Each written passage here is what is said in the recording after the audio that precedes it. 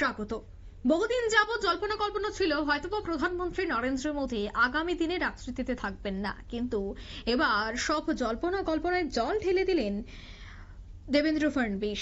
রাজনীতিতে অবসর নিচ্ছেন না নরেন্দ্র মোদী, 2029-এ তিনি আবার লড়াই করবেন জানালেন মহারাষ্ট্রের মুখ্যমন্ত্রী।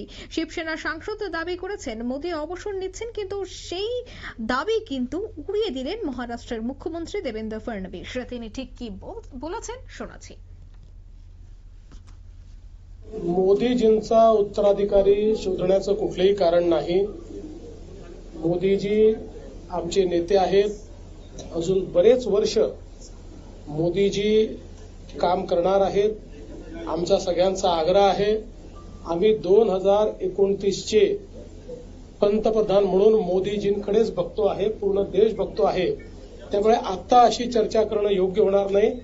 आणि भारतीय संस्कृतीमध्ये वडील जिवंत असताना मुलांचा विचार होत नाही, करायचाही नसतो।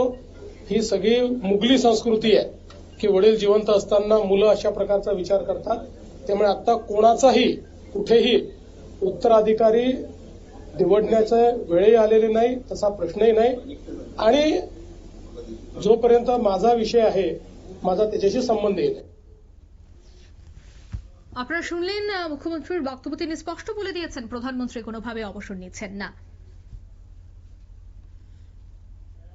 এই মুহূর্তের সংবাদ এ পর্যন্ত। আমাদের পরবর্তী নিউজ এবং আপডেট দেখার জন্য অবশ্যই চোখ রাখবেন শুধুমাত্র নিউজ ভ্যানগার্ডের পর্দায়। ধন্যবাদ।